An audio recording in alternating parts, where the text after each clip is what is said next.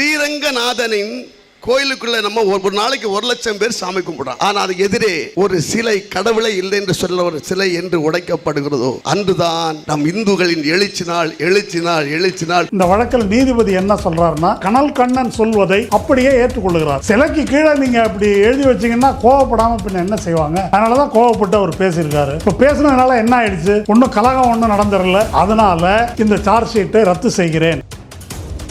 திருவரங்கம் கோயிலுக்கு எதிரில் உள்ள பெரியார் சிலையில் இந்த வாசகங்கள் உள்ளதா என்பதுதான் கேள்வி. உள்ள வாசகத்தை நான் படிக்கிறேன். கடவுளை மற, மனிதனை நினை. கடவுள் இல்லை, கடவுள் இல்லை, கடவுள் இல்லவே இல்லை. பக்தி என்பது தனி சொத்து, ஒழுக்கம் என்பது பொது சொத்து. பக்தி இல்லாவிட்டால் நட்டம் இல்லை, ஆனால் ஒழுக்கம் இல்லாவிட்டால் எல்லாமே பாழ். ஈவே ராமசாமி. இதுதான் சாலையில பக்தர்கள் பார்க்கும் வகையில் இருக்கிறது. நீதிபதி கூறுவது போல அந்த வாசகம் எதுவும் அந்த சிலையின் கீழே கிடையாது. ஆனா அந்த சிலையின் கீழே இந்த வாசகங்கள் இருப்பதை போலவும் அது பற்றி உறுதியாக தனக்கு தெரியும் என்பது போலவும் நீதிபதி ஜெயச்சந்திரன் இந்த தீர்ப்பில் குறிப்பிடுகிறார். நீதிபதி சொல்றதிலிருந்து கனல் கண்ணன் பேசியது சரி, அது சார்ஜ் ஷீட்டை ரத்து பண்றது மட்டும் இல்ல, ஆமா அப்படிதான் பேசுவாரு அப்படின்னு அடுத்த கட்டத்துக்கு போறாரு. கிட்டத்தட்ட நீதிபதி கனல் கண்ணனாகவே மாறிவிட்டார். கனல் கண்ணன் நீதிமன்றத்துக்கு பொய் சொல்லி இருக்கிறார். திருவரங்க சிலையின் கீழ் இந்த வாசகம் இருந்தது என்று. ஆனால் அந்த சிலையின் கீழ் என்ன வாசகம் இருக்கிறது என்று கேட்டு தெரிந்து கொள்ளுகின்ற பொறுப்புணர்ச்சியோ அக்கறையோ இல்லாமல் அவர் சொல்வதை அப்படியே நம்பி இந்த நீதிபதி தீர்ப்பளித்திருக்கிறார். இவரு யூடியூப்ல பேசி வெளியே வருது. இதை பார்த்துட்டு தந்தை பெரியார் திராவிட கழகத்தை சேர்ந்த தோழர் குமரன் புகார் கொடுக்கிறார். இப்போ குமரன் தான் இப்படி பேசின மாதிரியும், குமரன் நீ இப்படி பேசிட்டு அவர் கோவப்பட்டு பதில் பேசினாக்க அவர் மேல நீ புகார் கொடுப்பியா அப்படின்னு எழுதியிருக்காரு இந்த நீதிபதி. இவரை பத்தி நான் என்ன சொல்றது? இப்ப நீதிபதி சொல்றாரு, கனல் கண்ணன் பேசினதால என்ன ஆயிடுச்சுன்னு கேட்கிறாரு இல்லையா? அந்த சிலை இத்தனை ஆண்டுகளா அங்க இருக்குது, அங்க என்ன ஆயிடுச்சு, அதுல என்ன பிரச்சனை இருக்குது? அப்படி எந்த பிரச்சனையும் வராத போது அதை பார்த்துட்டு ஒரு ஆள் வெளியே போய் பேசுவாராம், கோயில் இருக்கிற ஊர்ல நீங்க எப்படி சிலை வைக்கலாம் அப்படின்னு இவங்க கேட்பாங்களா? நீங்கள் யார் அதை முடிவு செய்வது? இவை பொதுவெளியில் விமர்சனம் செய்யப்பட்டால் தான் இங்கே சட்டத்தின் ஆட்சி நடக்கும். இல்லை என்றால் அரசியல் சட்டத்தை ஓரமா வச்சுட்டு சனாதனத்தின் ஆட்சி நடைமுறையில் நடக்கும். ட்ரைப்ஸ் பார்வையாளர்களுக்கு வணக்கம். இந்து முன்னணி சார்பாக கடந்த ஆண்டு இந்து உரிமை மீட்பு அப்படின்ற பெயரில் ஒரு பிரச்சார இயக்கம் நடத்தப்பட்டது. அந்த பிரச்சார இயக்கத்தின் சார்பாக சென்னை மதுரவாயலில் நடந்த கூட்டத்தில் திரைப்பட ஸ்டண்ட் மாஸ்டரும் இந்து முன்னணியை சார்ந்தவருமான கனல் கண்ணன் சர்ச்சைக்குரிய வகையில் பேசியிருந்தார். அதாவது ஸ்ரீரங்கம் ரங்கநாதர் கோவிலுக்கு முன்னுள்ள பெரியார் சிலையை உடைக்கும் நாள்தான் இந்துக்களின் எழுச்சி நாள் என்று சர்ச்சைக்குரிய வகையில் பேசியிருந்தார். இது தொடர்பாக அவர் மீது வழக்கு தொடுக்கப்பட்டு கைது செய்யப்பட்டார். இந்த சூழலில் அந்த வழக்கில் இருந்து அவரை விடுதலை செய்து சென்னை உயர்நீதிமன்ற நீதிபதி ஜி ஜெயச்சந்திரன் உத்தரவிட்டுள்ளார். அது மட்டுமின்றி அவர் மீதான எஃப்ஐஆரையும் ரத்து செய்துள்ளார். இந்த சூழலில் இது குறித்து நம்மிடையே விவாதிப்பதற்காக இடதுசாரி செயல்பாட்டாளர் தோழர் மருதையன் அவர்கள் இணைந்துள்ளார். வாருங்கள், அவரோடு விவாதிக்கலாம். தோழர் வணக்கம். வணக்கம். தோழர், கனல் கண்ணன் இவ்வளவு சர்ச்சைக்குரிய வகையில் தந்தை பெரியாரின் சிலையை உடைக்க வேண்டும் அப்படின்றலாம் பேசியிருக்கிறாரு. அவரை எந்த அடிப்படையில் சென்னை உயர்நீதிமன்ற நீதிபதி ஜி ஜெயச்சந்திரன் விடுதலை செய்துள்ளார்? இது ஒரு அதிர்ச்சி ஊட்டக்கூடிய ஒரு தீர்ப்பு. இது அதாவது கனல் கண்ணன் பேசியது பற்றி நீங்கள் சொன்னீங்க. இதை ஒட்டி பெரியார் திராவிடர் கழகத்தை சேர்ந்த குமரன் அவர் ஒரு புகார் கொடுக்குறாரு. அந்த புகாரின் அடிப்படையில் தான் எஃப்ஐஆர் பதிவு செய்யப்பட்டு இப்போ அது குற்றப்பத்திரிகை என்ற அளவுக்கு வந்திருக்குது. அந்த குற்றப்பத்திரிகையை குவாஷ் பண்ணணும், ரத்து செய்ய வேண்டும் என்று தான் உயர்நீதிமன்றத்தில் அவர் வழக்கு போட்டிருக்காரு. தன்னுடைய மனுவில் தன்னுடைய வக்கீலை வைத்து அவர் சொல்லியிருக்கிறது என்ன அப்படின்னு சொன்னால், இது மாதிரி அந்த ஸ்ரீரங்கத்தில் இருக்கக்கூடிய சிலைக்கு கீழே இந்த மாதிரி கடவுளை கற்பித்தவன் முட்டாள், அப்புறம் பரப்பியவன் அயோக்கியன், வணங்குகிறவன் காட்டுமிராண்டின்னு இருக்குது. இது எல்லாரையும் புண்படுத்துகிற மாதிரி இருக்குது. அதனால தான் நான் அப்படி பேசினேன். அதோடு நான் பெரியார்ன்ற பேரையே சொல்லலையே, ஒரு சிலைன்னு சொல்லியிருக்கிறேன், அவ்வளோதான். இது ஒன்று. ரெண்டாவது என்ன சொல்லியிருக்காரு, லாசரஸை பற்றியெல்லாம் நான் ஒன்றும் சொல்லலை அப்படின்னு அவர் சொல்லியிருக்காரு. ஒன்றும் அப்படி தவறாக எதுவும் சொல்லவில்லை. அப்புறம் இஸ்லாமியர்களை பற்றியும் அப்படி குறிப்பாக எதுவும் சொல்லலை. இவ்வளவு தான் அதில் சொல்லியிருக்கிற விளக்கம். இதற்கு மேலே அந்த தீர்ப்பில் அவருடைய கனல் கண்ணனுடைய வக்கீல் பேசியதாக நீதிபதி மேற்கோள் காட்டியவற்றில் வேறு எதுவும் இல்லை.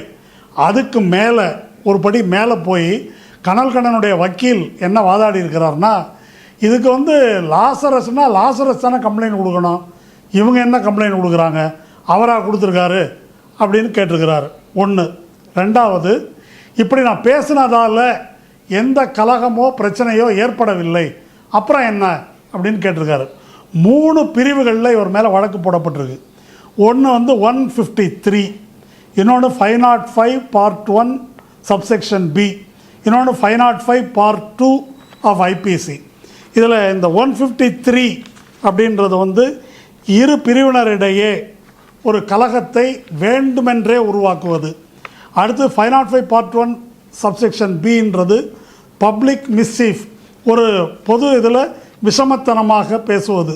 அதாவது ஏதோ ஒரு ரூமரையோ அல்லது தவறான தகவல்களையோ திட்டமிட்டு பரப்புவது, ஒரு கலவரத்தை உண்டு பண்ணும் நோக்கத்தில். 3வது உள்ள செக்ஷனுக்கு என்ன அப்படின்னாக்கா, 2 பிரிவினருக்கிடையே மோதலை உருவாக்கும் வண்ணம் பொய் செய்திகளை பரப்புவது. இதுதான் இந்த 3 செக்ஷன். இந்த 3 செக்ஷன் கீழே போட்டிருக்கக்கூடிய வழக்கு. இந்த வழக்கில் நீதிபதி என்ன சொல்கிறாருன்னா, கனல் கண்ணனுடைய வக்கீல் சொன்னதை அப்படியே ஏற்றுக்கொள்கிறார். அவர் என்ன சொல்கிறார் அப்படின்னாக்கா, ஒன்று அந்த சிலைக்கு கீழே நீங்கள் அப்படி எழுதி வச்சிங்கன்னா கோவப்படாமல் பின்ன என்ன செய்வாங்க, அதனால தான் கோவப்பட்டு அவர் பேசியிருக்காரு.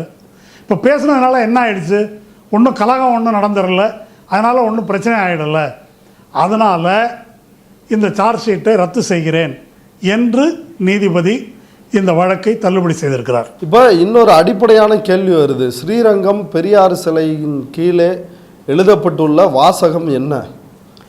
இப்போது நீதிபதி, இப்போ நீங்கள் கேட்குறீங்க வாசகம் என்னன்னு, இந்த கேள்வியை நீதிபதி கேட்கலன்றது தான் இந்த தீர்ப்பினுடைய சிறப்பு. நீதிபதி இந்த கேள்வியை கேட்காமையே என்ன சொல்கிறார் அப்படின்னாக்கா, ரொம்ப திருத்தமாக, மிக திருத்தமாக இந்த சிலையின் கீழே என்ன இருந்தது என்று தெளிவாக குறிப்பிடப்பட்டுள்ளது அப்படின்னு அவர் சொல்கிறார். ஆங்கிலத்தில் அதை படிக்கிறேன்.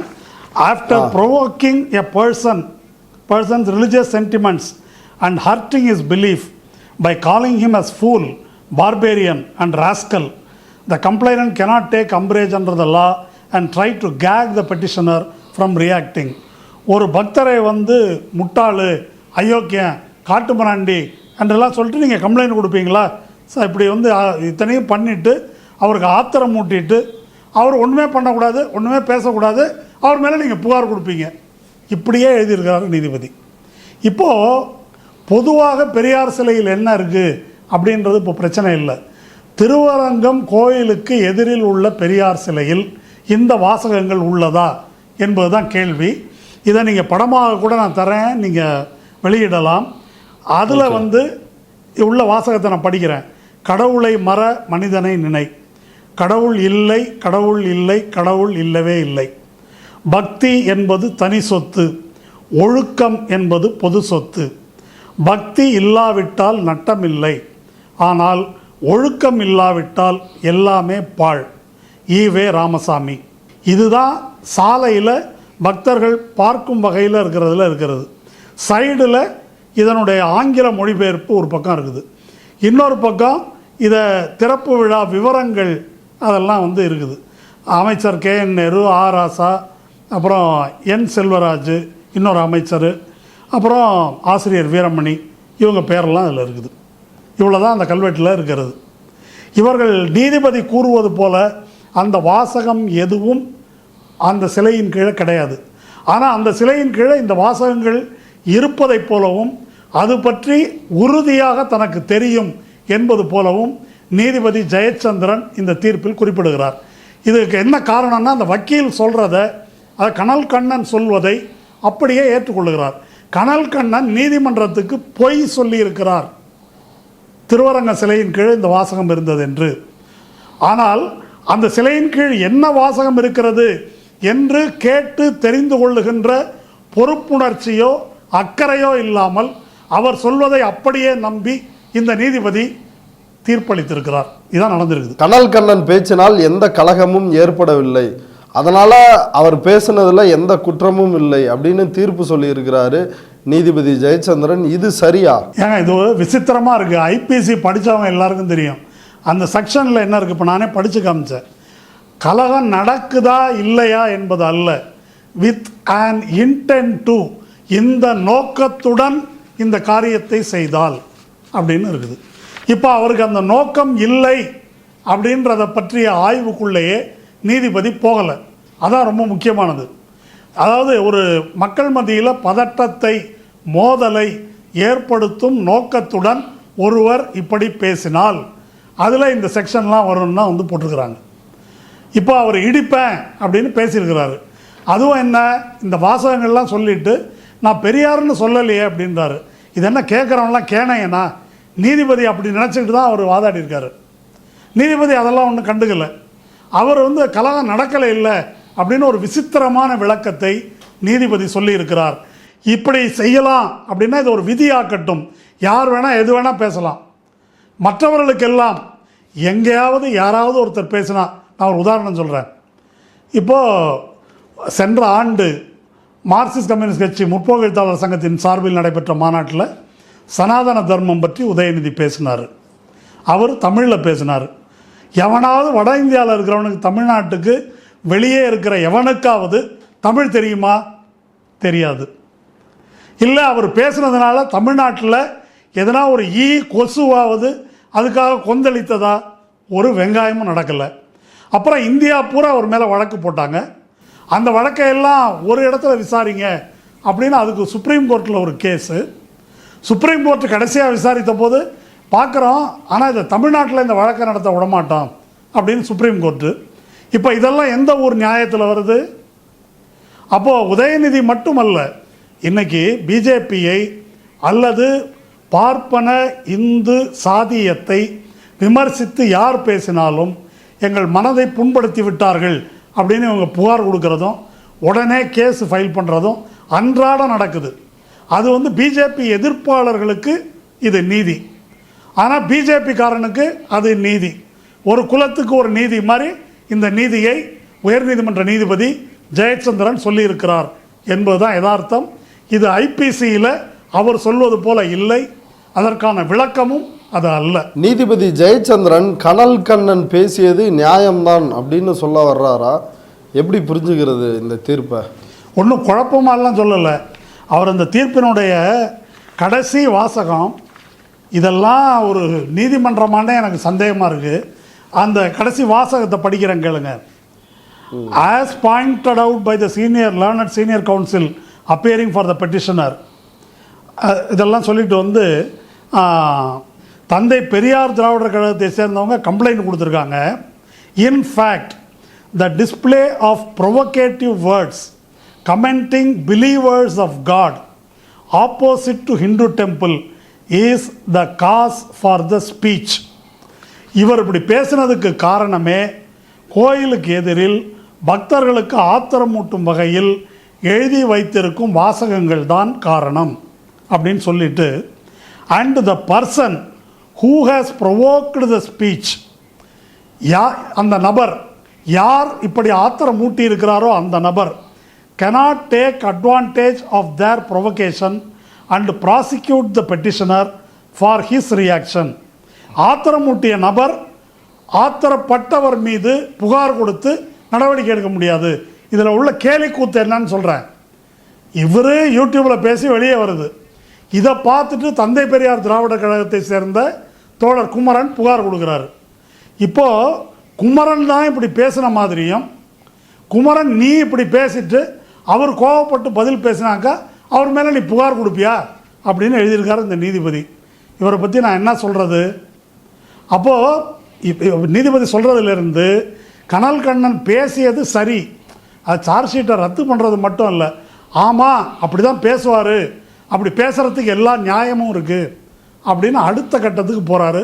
கிட்டத்தட்ட நீதிபதி கனல் கண்ணனாகவே மாறிவிட்டார் என்று சொல்லலாம். என்ன இருந்தாலும் கோயில் முன்னாடி பெரியார் சிலையை இப்படிப்பட்ட வாசகங்களோட வைக்கிறது பக்தர்களுக்கு ஒரு ஆத்திரமூட்டும் நடவடிக்கையை ஏற்படுத்தும் அல்லவா?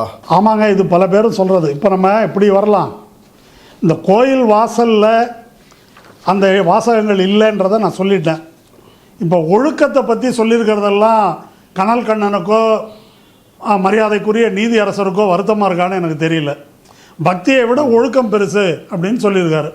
பக்திமான்கள் என்று சொல்லப்படுவோர் கோயிலுக்குள்ளே என்ன லீலைகள்லாம் செய்கிறாங்கன்றதை நம்ம பார்த்துட்டு தான் இருக்கிறோம், செய்திகள் வந்துட்டு தான் இருக்குது. அதனால் ஒழுக்கத்தின் முக்கியத்துவம் தான் அதில் வலியுறுத்தப்பட்டிருக்குது. அதனால் அந்த கோயில் வாசலில் அப்படி எதுவும் வைக்கப்படவில்லை. சொல்லப்போனால் பெரியார் சிலையை அங்கே வைத்த போது அதில் கூட கொஞ்சம் என்ன ஒரு அக்கறை உணர்ச்சியோடு வழக்கமாக எல்லா இடத்துலையும் இடம்பெறுகின்ற வாசகங்களை இங்கே வைக்க வேண்டாம் என்று கருதி தான் ஆசிரியரோ அந்த சிலையை திறந்தவர்களோ வாக்கியங்களை இந்த மாதிரி போட்டிருக்காங்க. இப்போ அங்கே இதை வச்சாக்கா அதில் என்ன பிரச்சனைன்றது தான் என்னுடைய கேள்வி. இப்போ இந்த விவாதத்தில் ஒரு பாயிண்ட் வந்து நம்ம கவனிக்கணும். கோயில் வாசலில் பெரியார் சிலை, கோயில் வாசலில் பெரியார் சிலைன்றாங்க. எனக்கு அது என்னன்னு புரியல. கோயிலை வச்சு எதுக்கு நீங்கள் சிலையை பார்க்குறீங்க? இப்போது இது கோயில் வாசலில் பெரியார் சிலை அது மட்டும் இல்லை, கோயில் இருக்கிற ஊரில் கறிக்கடை, கோயில் இருக்கிற ஊரில் முஸ்லீம் கடை, இப்படி தானே பேசுகிறாங்க. கோயில் தான் மையம் போலவும் அந்த கோயிலை வைத்து அந்த கோயிலை சுற்றி இருக்கின்ற பார்ப்பனர்களை வைத்துத்தான் அந்த ஊரில் என்ன செய்யலாம் செய்யக்கூடாது என்பது தீர்மானிக்கப்படும் என்பது போலவும் இந்த விவாதம் நடப்பதைத்தான் நம்ம கேள்விக்குள்ளாக்கணும். ஸ்ரீரங்கம் என்ற நகரத்தில் கோயில் முக்கியமா பெரியார் சிலை முக்கியமா அப்படின்னு ஒரு வாக்கெடுப்பு நடத்தி பார்ப்போமா? அந்த வாக்கெடுப்பில் என்ன முடிவு வருதோ அதுக்கு தகுந்தது அமல்படுத்தலாமா? அதுக்கு தயார்னா சொல்லுங்கள். அந்த கோயில் வாசலில் பெரியார் சிலை இருக்குது, அதனால் யாருக்கும் எந்த பிரச்சனையும் இல்லை. இப்போ நீதிபதி சொல்கிறாரு, கனல் கண்ணன் பேசுனதால் என்ன ஆயிடுச்சுன்னு கேட்குறாரு இல்லையா? அந்த சிலை இத்தனை ஆண்டுகளாக அங்கே இருக்குது, அங்கே என்ன ஆயிடுச்சு? அங்கே யார் என்ன பண்ணாங்க? யார் ஆட்சேபித்தார்கள்? யார் கேட்டார்கள்? அதில் என்ன பிரச்சனை இருக்குது? அப்படி எந்த பிரச்சனையும் வராத போது அதை பார்த்துட்டு ஒரு ஆள் வெளியே போய் பேசுவாராம், கோயில் இருக்கிற ஊரில் நீங்கள் எப்படி சிலை வைக்கலாம் அப்படின்னு இவங்க கேட்பாங்களா? நீங்கள் யார் அதை முடிவு செய்வது? இப்போ கோயில் என்பது இறை நம்பிக்கை உள்ளவர்களுக்கு புனிதமான இடமாக அது இருக்கலாம். ஆனால் நாட்டில் இருக்கிறவங்கெல்லாம் அப்படி தான் இருக்கணுன்றது இல்லை. இறை நம்பிக்கை உள்ள தமிழ்நாட்டின் ஆக பெரும்பான்மையான பல கட்சிகளையும் சேர்ந்த மக்கள் பெரியாரை மதிக்கிறார்கள். சொல்லப்போனால் இறைவனை விட அதிகமாக பெரியாரை மதிக்கிறார்கள். அவங்க ஆத்திகர்களாகவே இருந்தாலும் பெரியாரை மதிக்கிறார்கள். அவங்களுக்கு அந்த சிலை அங்கே இருக்கணும். இப்போ உங்களுக்கு என்ன பிரச்சனை? அப்போ சிலையை வந்து அங்கே வைக்கக்கூடாது அப்படின்னு சொன்னால் நான் வேறு விதமாக கேட்குறேன். ஸ்ரீரங்கம் கோயிலை பற்றி அவ்வளோ பிரமாதமாக சொல்கிறீங்க. அந்த கோயில் கட்டினது, கோயிலுக்கு திருப்பணி செய்ததெல்லாம் அந்த கோயிலினுடைய ஆவணத்தில் குரு பரம்பரா பிரபாவம் என்று அவர்களே வெளியிட்டுள்ள நூலில் இருக்குது. அந்த கோயிலுக்கு திருப்பணி செய்வதற்கு திருமங்கை ஆழ்வார் நாகப்பட்டினத்தில் இருக்கின்ற புத்த விகாரையில் இருந்த தங்க விக்கிரகத்தை, புத்தர் விக்கிரகத்தை திருடி கொண்டு வந்து உருக்கி அந்த காசில் தான் கோயிலுக்கு திருப்பணி செய்தார் என்று அவர்களே எழுதி வைத்திருக்கிறார்கள். அது மட்டும் அல்ல, அந்த திருப்பணிக்கு சூத்திரர்களை வேலையாட்களாக பயன்படுத்தி கொண்டு அவர்களுக்கு கூலி கொடுக்காமல் கூலி கேட்ட அவர்களை ஓடத்தில் ஏற்றி பரிசலில் ஏற்றி நடு காவிரியில் கவிழ்த்து கொலை செய்தார்கள் என்பதை அவங்களே எழுதி வச்சிருக்கிறாங்க. இப்போ இதையெல்லாம் வாசலில் எழுதி போடுவோமா? உன்னுடைய ஆவணத்தில் தானே இருக்குது. கோயிலில் இதான் கோயிலினுடைய முன்னால் இந்த திருத்தல பெருமைன்னு எஸ்ஆர்என்சியில் எழுதி வைப்பாங்க ஒவ்வொரு கோயில் வாசல்லையும். அந்த மாதிரி அந்த திருத்தலத்தினுடைய பெருமையில் இதையும் சேர்த்து எழுது. உன் கோயிலில் தானே இருக்குது அந்த வரலாறு, அதை எழுதி போடலாமா? அப்போ அதனால் ஆத்திகர்கள் அல்லது பார்ப்பன விழுமியங்களை ஒட்டி வாழ்பவர்கள் அவங்க சொல்கிறது தான் நியதி என்பது போலவும் அதற்கு மாறான எதையும் யாரும் பேசக்கூடாது என்ற அடிப்படையில் தான் இவர்கள் இந்த வாதத்தை முன்வைக்கிறார்கள். அதனால் இதை ஆத்திகம் வேர்சஸ் நாத்திகம் என்ற வாதமே தவறு. ஆத்திகர்களாக இருந்தாலும் ஆக பெரும்பான்மையான தமிழகத்தின் பார்ப்பனர் அல்லாத மக்களால் போற்றப்படுகின்ற ஒரு தலைவர் பெரியார். அவருடைய சிலை அது. அதை பற்றி கேள்வி கேட்கின்ற அருகதை யாருக்கும் கிடையாது. அந்த திருவரங்கத்தில் ஸ்ரீரங்கத்தில் இருக்கின்ற பெரியார் சிலைக்கின் கீழே கடவுளை கற்பித்தவன் முட்டாள் என்றோ பரப்புகிறவன் அயோக்கியன் என்றோ அதை காட்டுமிராண்டி என்றோ அப்படிப்பட்ட வாசகங்கள் அதில் இடம்பெறல. பட் ஆனால் மற்ற இடங்களில், தமிழ்நாட்டில் மற்ற இடங்களில் இது போன்ற வாசகங்கள் அடங்கிய பெரியார் சிலை இருக்கிறது. இந்த சிலையோ அல்லது சிலையில் இடம்பெற்ற வாசகங்களோ ஆத்திகர்கள், கடவுளை நம்புகிறவர்களை புண்படுத்தாதா? இப்போ இது அந்த வாக்கியத்தில் வசவு ஏதாவது இருக்குதா? கடவுளை கற்பித்தவன் முட்டாள். மனித குலம் அறிவு வளர்ச்சி அடையாத காலத்தில், அறிவியல் வளர்ச்சி அடையாத காலத்தில் நமக்கு அப்பாற்பட்ட ஒரு சக்தி இருக்கிறது, அதுதான் எல்லாத்தையும் உருவாக்கியது, அதுதான் நம்முடைய வாழ்க்கை, எத்தனை நாள் வாழணும், எப்படி சாகணும், எல்லாத்தையும் அதுதான் முடிவு செய்யுது என்றெல்லாம் நம்பினார்கள். அப்படி ஒரு கடவுளை கற்பித்து கொண்டார்கள். அப்படி கற்பித்து கொண்டவன் முட்டாள்னு சொல்லியிருக்குது. பரப்புனவன் அயோக்கியன். அது இங்கே இந்து மதத்தில் பார்ப்பனர்களாக இருக்கட்டும் அல்லது வெவ்வேறு மதங்களைச் சேர்ந்த மத குருமார்களாக இருக்கட்டும், மக்களுடைய இறை நம்பிக்கை என்ற பலவீனத்தை பயன்படுத்தி கொண்டு அவர்களை கொள்ளையடித்தார்கள், அவர்கள் மீது ஆதிக்கம் செய்தார்கள் என்பது இந்தியாவில் மட்டுமல்ல, உலகம் முழுதும் உள்ள மதங்களின் வரலாறு இதுதான். அதனால் கடவுளை பரப்பியவர்கள், பரப்பி வருபவர்கள் எல்லோரும் அயோக்கியர்கள் என்பதில் எந்த மாற்று கருத்தும் இல்லை. நம்புகிறவன் காட்டுமிராண்டி. காட்டுமிராண்டின்ற வார்த்தையை நம்ம எப்படி புரிஞ்சுக்கணும் அப்படின்னு சொன்னால் வசவு இல்லை. அது ஒரு பழங்குடின்னு புரிஞ்சுங்களேன், ஒரு அறிவு முதிர்ச்சி இல்லாத அந்த சமூகத்தில் வாழ்பவன். அதனால் இவ்வளவு ஏமாற்றுகளையும் இந்த நவீன காலத்தில் ஒருத்தன் நம்பிட்டு இருக்கிறான்னாக்கா அதுக்கு பொருள் என்ன என்ற அர்த்தத்தில் தான் அவர் அதை சொல்லியிருக்கிறார். இப்போது இதில் ஒரு விஷயத்தை நம்ம புரிஞ்சுக்கணும்.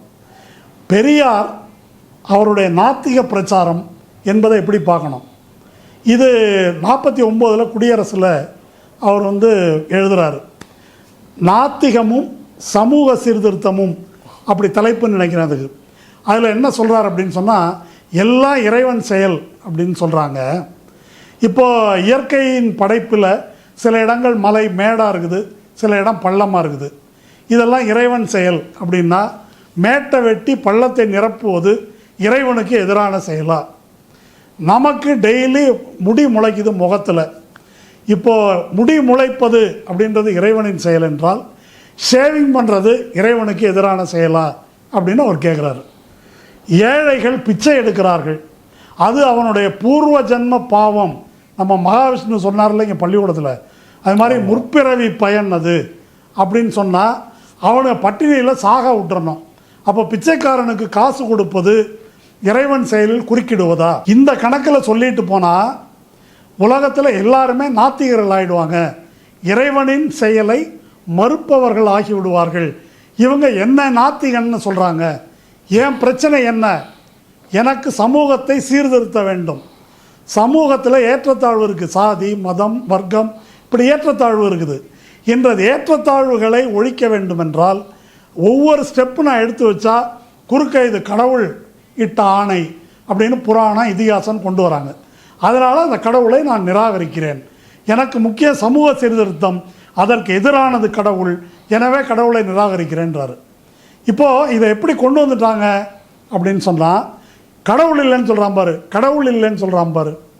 பெரியாருடைய நாத்திகத்தின் சாரப்பொருளை நான் புரிஞ்சுக்கணும். பார்ப்பனியம் என்பது என்ன? பார்ப்பனியம் என்பது ஒரு அரசியல். அது இறையியல் என்ற முகமூடி அணிந்த அரசியல். அது ஒரு அரசியல் ஆதிக்கத்துக்கான கருவி, அரசியல் பொருளியல் ஆதிக்கத்துக்கான கருவி. ஆனால் அது தன்னை ஒரு இறையியலாக காட்டிக்கொள்ளுகிறது. கருவறைக்குள்ளே ஏன் போகக்கூடாது? ஏனென்றால் சூத்திரன் போகக்கூடாது அப்படின்னு ஆகமத்தில் சொல்லியிருக்கு. தலித்துகள் ஏன் கோயிலுக்குள் நுழையக்கூடாது? ஏனென்றால் ஆகம விதிப்படி உங்களுக்கு கோபுர தரிசனம் தான். அப்போ இது எல்லாமே இந்த ஏற்றத்தாழ்வுகள் அனைத்தையுமே நியாயப்படுத்துகின்ற ஒரு தன்மை அதில் இருப்பதால் அதை அவர் எதிர்க்கிறார். இவங்க என்ன செய்கிறாங்கன்னா, பார்ப்பனியத்தின் இந்த சமூக பொருளியல் ஆதிக்கம் தொடர்பான விஷயங்களை ஒதுக்கிவிட்டு, பாருங்கள் நம்மளாம் சாமி உண்டுன்றோம், இவனுங்க சாமி இல்லைன்றாங்க அப்படின்னு. இப்போ அதுதான் பிரச்சனை என்பது போல் அந்த பிரச்சனையை சுருக்குகிறார்கள் அப்படின்றது தான் நம்ம புரிந்து கொள்ள வேண்டும். அதனால தான் மக்கள், குறிப்பாக தமிழ்நாட்டு மக்கள், பெரியார் கடவுள் இல்லை நாத்திகம் என்று பேசினாலும் அவர் யாருக்காக அதை சொன்னார், எதற்காக அதை சொன்னார் என்பதை தங்கள் வாழ்க்கை அனுபவத்தில் புரிந்து கொண்டிருக்கின்ற காரணத்தினால்தான் பெரியார் சிலையை அது ஸ்ரீரங்கம் கோயில் வாசல்லையே இருந்தாலும் சங்கரமடத்துக்கு பக்கத்திலேயே இருந்தாலும் அது எங்கே இருந்தாலும் மக்கள் அதை மரியாதையுடன் பார்க்கிறார்கள். பெரியார் சிலை தொடர்பான வழக்குகள் தீர்ப்புகள் அப்படின்னு ஏதாவது இதுக்கு முன்னாடி இருக்கா, இல்லை இதுதான் முதன்மையானதா? இப்போது இந்த விஷயத்தில் ஒரு பாயிண்ட் பார்க்கணுங்க. இது இப்போ நீங்கள் இந்த பிரச்சனையெல்லாம் பற்றி பேசுனாக்கா பெரியார் சிலை கீழே இருக்கிற வாசகத்தை விடுங்க, பொதுவாக இதை விமர்சனம் பண்ணி பேசினாலே இறை நம்பிக்கையை மத நம்பிக்கை மத உணர்வை புண்படுத்துகிறார்கள் அப்படின்னு சொல்லுவாங்க. அப்படியா உடனே புண்படுத்தக்கூடாது அப்படின்னு இது பண்ணுவாங்க. ஆர்டிகிள் 25 என்பது ரைட் டு கான்ஷியன்ஸ், மனசாட்சி சுதந்திரம். அந்த மனசாட்சி சுதந்திரத்துக்கு உள்ளதான் மத சுதந்திரம் என்பது வருது. இது ரொம்ப முக்கியமானது. நம்ம அரசமைப்பு சட்ட விவாதத்தில் 1949 டிபேட்டில் வி த பீப்புள் என்று தொடங்குகின்ற அந்த வாசகத்துக்கு முன்னால் இன் த நேம் ஆஃப் காட் அப்படின்னு ஒரு வார்த்தையை சேர்த்துக்கிட்டு ஒரு வாக்கியத்தை சேர்த்து கொண்டு அதுக்கப்புறம் வி த பீப்புள்னு வச்சுக்கலாம் அப்படின்னு ஒரு சிலர் முன்வைக்கிறார்கள். அதை காங்கிரஸ் கட்சி உள்ளிட்ட பலரும் அதை எதிர்க்கிறார்கள். ஏன் எதிர்க்கிறார்கள் என்றால் இது ஃப்ரீடம் ஆஃப் ஃபெய்த், நம்பிக்கை தொடர்பான சுதந்திரம், அதை இது மறுப்பதாகும். இதே நான் அரசியல் சபை விவாத குறிப்பிலிருந்து இதை கோட் பண்ணுறேன். A man has a right to believe in God or not. கடவுளின் மீது நம்பிக்கை வைக்கவும் நம்பிக்கை வைக்காமல் இருக்கவும் ஒரு மனிதனுக்கு உரிமை உண்டு. எனவே இன் த நேம் ஆஃப் காட் என்று அரசமைப்பு சட்டத்தில் இடம்பெறக்கூடாது அப்படின்னு சொல்லியிருக்கிறாங்க. அப்போது ரைட் டு பிலீவ், நம்பிக்கை வைப்பதற்கான சுதந்திரம் என்பது போல நம்பிக்கை இல்லாமல் நம்பிக்கை வைக்க மறுப்பதற்கான சுதந்திரமும் ஆர்டிகிள் 25 இருக்குது. இது பல வழக்குகளில் சொல்லப்பட்டிருக்குது. இந்த HRNC தொடர்பான வழக்கில் மிக முக்கியமான வழக்கு சிரூர் மட் வழக்கு அப்படின்னு சொல்கிறது. அந்த சிரூர் மட் வழக்கில் ஒரு வாக்கியம் இருக்குது. அதாவது religion is certainly a matter of faith for individuals or communities and it is not necessarily theistic. மதம் என்பது நம்பிக்கை தொடர்பான விஷயம், ஆனால் அது இறை நம்பிக்கை தொடர்பாக இருக்க வேண்டும் என்ற அவசியம் இல்லை அப்படின்னு சொல்லியிருக்கு. இது என்ன வேடிக்கையாக இருக்குது? மதம் தொடர்பான விஷயம் இறை நம்பிக்கை இல்லாமல் இருக்குமா அப்படின்னா அப்படிப்பட்ட மதங்கள் தான் இந்தியாவில் இருக்குது. பௌத்தம், சமணம், சாங்கியம் போன்ற தத்துவ போக்குகள். முக்கியமாக பௌத்தம் சமணத்தில் கடவுள் என்பது கிடையாது. கடவுள் இல்லாத மதங்கள் இங்கே உண்டு. இந்தியாவினுடைய ஆக பெரும்பான்மையான தத்துவ போக்குகள் இறை மறுப்பு, வேத மறுப்பு தத்துவங்கள் தான் அப்படின்றது தான் நம்முடைய வரலாறு. அதனால் இது பல பாம்பே கோர்ட் ஒன்று சொல்லியிருக்குது, பாம்பே ஹைகோர்ட் தீர்ப்பில் இருக்குது. அது மதத்தை பிரச்சாரம் செய்யும் உரிமை போல நாத்திகத்தை பிரச்சாரம் செய்வதும் சமமான உரிமை இது சொல்லியிருக்குது. புட்டசாமி வழக்கு ஆதார் கார்டுக்கு எதிராக போடப்பட்ட ரைட் டு ப்ரைவசி வழக்கு. அந்த ரைட் டு ப்ரைவசியில் உங்களுடைய நம்பிக்கை என்னவோ அதை வெளிப்படுத்துவதற்கான அல்லது வெளிப்படுத்தாமல் இருப்பதற்கான சுதந்திரம் தான் ரைட் டு ப்ரைவசி. இது அந்த தீர்ப்பில் இருக்குது. இதெல்லாம் நீளமாக உள்ள தீர்ப்புகள். இதெல்லாம் எதுக்கு சொல்கிறேன் அப்படின்னாக்கா, ஆர்டிகிள் 25ன்றது மத நம்பிக்கை இறை நம்பிக்கை உள்ளவர்களுக்கு மட்டும் எழுதப்பட்ட சட்டப்பிரிவு அல்ல. இறை நம்பிக்கையை மறுப்பவர்களுக்கும் அது உண்டு. நீ மதத்தை பிரச்சாரம் செய்ய உரிமை உண்டு என்றால் கடவுள் இல்லை, மத கோட்பாடுகள் தவறு என்று பிரச்சாரம் செய்யும் உரிமை எனக்கு உண்டு அப்படின்றதான் நம்ம வலியுறுத்துகிறோம். இது தொடர்பாக இன்னொன்று சொல்லணும். நான் இந்தியன் பீனல் கோடில் இப்போ பிஎன்எஸ்ல என்னன்னு எனக்கு தெரியல, ஆர்டிகல் ஐபிசி 295A அப்படின்னு ஒன்று இருக்குது. அந்த 295A என்ன சொல்லுது அப்படின்னு சொன்னாக்கா, ஒரு மதத்தை இழிவுபடுத்துவது போல பேசினால், இழிவுபடுத்தும் நோக்கத்தோடு பேசினால் அது தண்டனைக்குரிய குற்றம் அப்படின்னு சொல்லுது. அதை என்ன கரெக்டாக சொன்னோன்னாக்கா, அந்த வாக்கியம் எப்படி இருக்குதுன்னாக்கா, any insult or attempt to insult religion or the religious belief of a class with the deliberate and malicious intention of outraging religious sentiment. மத உணர்வை புண்படுத்தும் நோக்கில் இழிவுபடுத்தி பேசினால். இப்போ பெரியார் சிலைக்கு கீழே இருக்கிற வாக்கியம் மத உணர்வை புண்படுத்தும் நோக்கில் அது சொல்லப்பட்டிருக்குதானா? கிடையாது. அது இந்து கடவுளை சொல்லலை, முஸ்லீம் கடவுளை சொல்லலை, கிறிஸ்தவ எல்லா கடவுளையும் தான் சொல்லியிருக்கு, யூத கடவுளை சொல்லலை. அது ஒரு சயின்ஸ் அறிவியல் சார்ந்த ஒரு ஸ்டேட்மெண்ட். அது அவ்வளோதான். எந்த மதத்தின் உணர்வையும் புண்படுத்தும் நோக்கம் அதற்கு இல்லை. அது ஒரு அறிவியல் உண்மையை மட்டுமே எடுத்துரைக்கிறது. அதனால தான் 2 வழக்கு இந்த மெட்ராஸ் ஹைகோர்ட்லேயே வந்திருக்குது. ஒன்று ஜஸ்டிஸ் சந்துருக்கிட்ட வந்தது. அந்த வழக்கில் என்ன அப்படின்னா, ஒரு பள்ளிக்கூடத்தில் பெரியார் சிலை வைக்கிறாங்க. அதை எதிர்த்து ஒருத்தர் வழக்கு போடுறாரு. பள்ளிக்கூடத்தில் பெரியார் சிலை வச்சாக்கா பிள்ளைங்கள்லாம் நாத்திகர்கள் ஆகிடுவாங்க, நாடு நாசமாக போயிடும் அப்படின்னு சொல்லிட்டு ஒரு பெட்டிஷன் போடுறாங்க. அந்த பெட்டிஷனை நிராகரித்து நீதியரசர் சந்துரு ஒரு தீர்ப்பளித்திருக்கிறார்.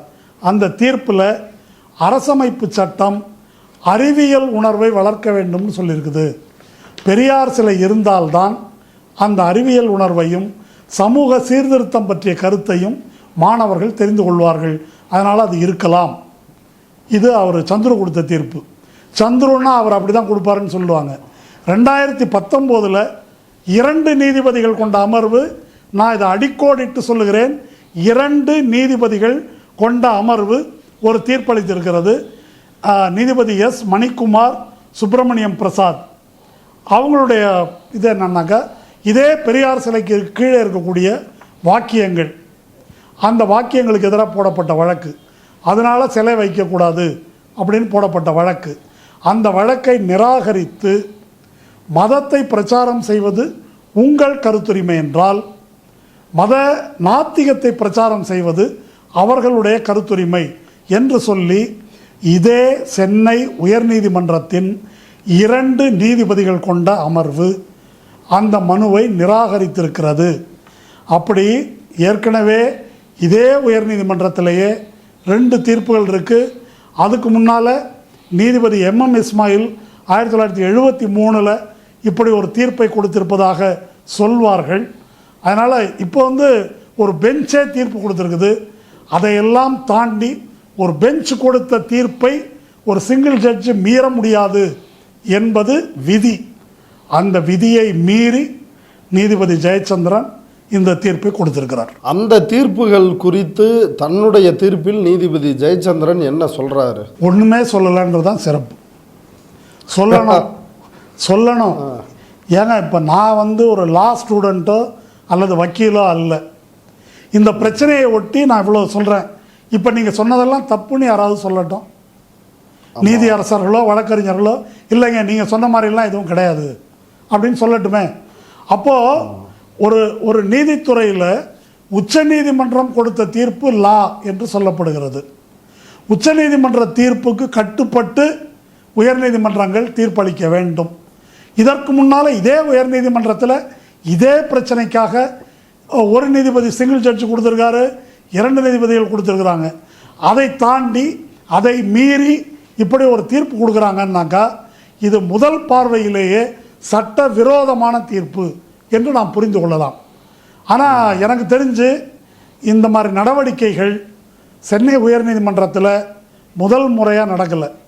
இது நிறையா நடக்குது. இப்போ சமீபத்தில் ஒரு வழக்கில் மூத்த வழக்கறிஞர் வில்சனை ஒரு நீதிபதி மரியாதை குறைவாக பேசினார், யூ கைஸ் அப்படி பேசினார் என்று பார் கவுன்சில் சார்பாக தலைமை நீதிபதிகிட்ட புகார் கொடுத்துருக்குறாங்க. நான் இப்போ ஒரு பெரிய லிஸ்ட்டே சொல்லுவேங்க. இப்போ இந்த தீர்ப்பை வழங்கியுள்ள நீதிபதி ஜெயச்சந்திரன் வேறொரு வழக்கில் பாரிசாலனுக்கு கூட்டம் நடத்த அனுமதி மறுக்கப்பட்ட ஒரு வழக்கு, அந்த வழக்கில் அனுமதி அளித்து தீர்ப்பு சொல்லும்போது இந்த உதயநிதி பேசினதை மேற்கோள் காட்டி அவர் சனாதன தர்மத்தை அப்படி பேசியிருக்காரு, அதுக்கே என்ன எஃப்ஐஆர் போடாமல் இருக்கிறாங்க அப்படின்னு அதை பற்றி இதில் குறிப்பிடுறாரு. வேறொரு நீதிபதி அனிதா சுமந்த் சனாதன தர்மம் என்றால் என்ன அப்படின்னு சில நூல்கள்லாம் மேற்கோள் காட்டி தப்பும் தவறுமாக ஒரு தீர்ப்பு கொடுக்குறாங்க. அதை பற்றி விமர்சனங்கள் வருது. உடனே வெளியிட்ட தீர்ப்பை திரும்ப திரும்ப திருத்துறாங்க. இது என்ன முறையில் வரும்? அவங்களுக்கு தான் வெளிச்சம். இன்னொரு நீதிபதி சேஷசாயி, அவர் இதே போல் சனாதன தர்மம் குறித்து ஒரு கல்லூரியில் பேசுவதற்கு அந்த தலைப்பு கொடுத்துருந்தாங்க. அப்புறம் அதை வாபஸ் வாங்கிட்டாங்க. அந்த தலைப்பெல்லாம் விவாதிக்கக்கூடாதுன்னு ஒரு கேஸ் போட்டாங்க. அந்த நிகழ்ச்சியை நடத்த போகிறதில்ல அப்படின்னு சொன்னால் அந்த பெட்டிஷன் ஆட்டோமேட்டிக்காக இன்ஃப்ரக்சுவஸ் ஆகிடும். இன்ஃப்ரக்சுவஸ் ஆகிடுச்சின்னு சொல்லிவிட்டு சனாதன தர்மம்னா என்ன தெரியுமா அப்படி இப்படின்னு ஒரு 2 பக்கத்துக்கு அவர் ஆற்றிருக்காரு. இது இன்னொரு நீதிபதி. மதுரையில் அவர் ஜிஆர் சுவாமிநாதன் நான் ஸ்மார்த்த பார்ப்பனன்னு கோர்ட்டில் அறிவிக்கிறார். இங்கே வயலூரில் 2 அர்ச்சகர்கள் பார்ப்பனர் இல்லாத அர்ச்சகர்களை நீக்க வேண்டும் அப்படின்னு பார்ப்பன அர்ச்சகர்கள் போட்ட வழக்கில் அவங்கள நீக்கினது மட்டுமல்ல, அதே கோயிலில் இருக்கின்ற அந்த அர்ச்சகர் குடும்பத்தை சேர்ந்த தகுதியான 2 பார்ப்பன அர்ச்சகர்களை நியமிக்க வேண்டும்னு உத்தரவு போடுறாரு. இது எந்த சட்டத்தில் வரும் தெரியல. ஸ்ரீமதின்னு இன்னொரு வக்கீல் ஜட்ஜு, அந்த அம்மையார் வேற ஒரு வழக்கில் ஒரு போலீஸ்காரருக்கு கொடுக்கப்பட்ட இலாக்கா ரீதியான நடவடிக்கை தண்டனை, அதை பற்றி அதுக்கு தீர்ப்பு சொல்லும்போது அதெல்லாம் தண்டனையை நீக்கிடலாம், அவர் கர்ம வினை பார்த்துக்கும், அடுத்த ஜென்மத்தில் அவர் அனுபவிப்பார் அப்படின்னு ஒரு தீர்ப்பு கொடுக்குறாங்க. இன்னொரு நீதிபதி கோயிலில் பழனி கோயிலில் தீர்ப்பு சொல்லும்போது கொடிமரத்துக்கு அந்தாண்ட முஸ்லீம் போகக்கூடாது, அங்கே கொடிமரமே கிடையாது என்று சுகி சிவம் அவர் சொல்கிறாரு. இப்படி நீளமாக அடுக்கிக்கிட்டே போகலாங்க.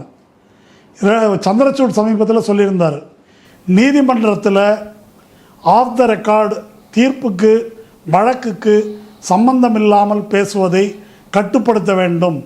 கர்நாடக நீதிமன்றத்தில் இப்படி வாய் துடுக்கா பேசிய ஒரு நீதிபதிக்கு எதிராக வந்த புகாரின் அடிப்படையில் அவர் சொல்லியிருந்தார். தமிழ்நாட்டில் 1-2 இல்லை, இப்படி எக்கச்சக்கமாக நடக்குது. இன்றைக்கு மூத்த வழக்கறிஞர் வில்சன் விஷயத்தில் பார் கவுன்சில் இப்படி புகார் கொடுத்துருக்குறாங்க. என்னுடைய கருத்து என்னவென்றால், புகார் கொடுப்பது அப்படின்றது ஒரு பக்கம் இருக்கட்டும், வழக்கறிஞர்கள் இதையெல்லாம் பேசணும். இது எல்லாமே முறைகேடாக நடந்திருக்குன்றதான் என்னுடைய கருத்து. இதை ஏன் வழக்கறிஞர்களோ வழக்கறிஞர் சங்கங்களோ பேசுவதில்லை? நம்ம நீதிபதிக்கு தான் உள்நோக்கம் கற்பிக்கக்கூடாது. ஆனால் ஒரு நீதிபதி பேசுகின்ற தவறான பேச்சுகள், ஒரு நீதிபதி கொடுக்கின்ற தவறான தீர்ப்புகள், இதை பற்றி வெளியே விமர்சனம் செய்ய எந்த தடையும் கிடையாது. இவை பொதுவெளியில் விமர்சனம் செய்யப்பட்டால்தான் இங்கே சட்டத்தின் ஆட்சி நடக்கும். இல்லை என்றால் அரசியல் சட்டத்தை ஓரமாக வச்சுட்டு சனாதனத்தின் ஆட்சி நடைமுறையில் நடக்கும் என்பதைத்தான் இந்த தீர்ப்பு நமக்கு ஒரு எச்சரிக்கையாக சுட்டி காட்டுகிறது. இந்த விவகாரத்தில் நீதிபதி ஜெயச்சந்திரனுடைய தீர்ப்பு அதை அப்படியே தமிழ்நாடு அரசும் காவல்துறையும் ஏற்றுக்கணுமா, இல்லை இதில் ஃபர்தராக என்ன பண்ணணும்னு நீங்கள் நினைக்கிறீங்க? இப்போ இந்த தீர்ப்பில் எனக்கு ஒரு விசித்திரமாகப்பட்ட விஷயம், அவர் கனல்கண்ணன் சார்பான வழக்கறிஞருடைய வாதங்கள் தீர்ப்பில் இருக்குது. இப்போ பப்ளிக் ப்ராசிக்யூட்டர்னு ஒருத்தர் இருப்பார் இல்லையா, அரசு வழக்கறிஞர், அவர் இதுக்கு என்ன சொன்னார் அப்படின்றதே இந்த தீர்ப்பில் காணும். இந்த தீர்ப்பில் அப்படி சும்மா ஒரு வரி ஏதோ ஒன்று மேலோட்டமாக வருது. அப்போ அரசு வழக்கறிஞர் என்ன வாதாடினார்னு எனக்கு தெரியல. அதில் ஒன்றும் இல்லைன்றதுனால அவர் வாதாடவில்லைன்னு என்னால் எடுத்துக்க முடியல. ஆனால் இந்த தீர்ப்பு ஏற்கனவே இருக்கக்கூடிய பெஞ்ச் தீர்ப்புக்கு எதிரானது. இவ்வளவு தவறுகள் இதில் இருக்குது. சொல்லப்போனால் கனல்கண்ணன் பேசினது சரி, அப்படி தான் பேசணும் என்ற அளவுக்கு போய் நீதிபதி இந்த தீர்ப்பில் கூறியிருப்பதால் இதுக்கு உடனடியாக அப்பீல் பண்ணணும். ரெண்டாவது, இந்த அரசமைப்பு சட்டத்தின் பால் அதன் மீது நம்பிக்கை உள்ள வழக்கறிஞர்கள், மதச்சார்பின்மையில் நம்பிக்கை உள்ள வழக்கறிஞர்கள் பொது வெளியில் இந்த தீர்ப்பை விமர்சனம் செய்து பேச வேண்டும். தமிழக அரசு உடனடியாக இதுக்கு அப்பீல் பண்ணணும். இவ்வளவு நேரம் நம்முடைய ட்ரைப்ஸ் பார்வையாளர்களுக்காக உங்களுடைய நேரத்தை ஒதுக்கி கருத்துக்களை பகிர்ந்துட்டதுக்கு மிக்க நன்றி. நன்றி.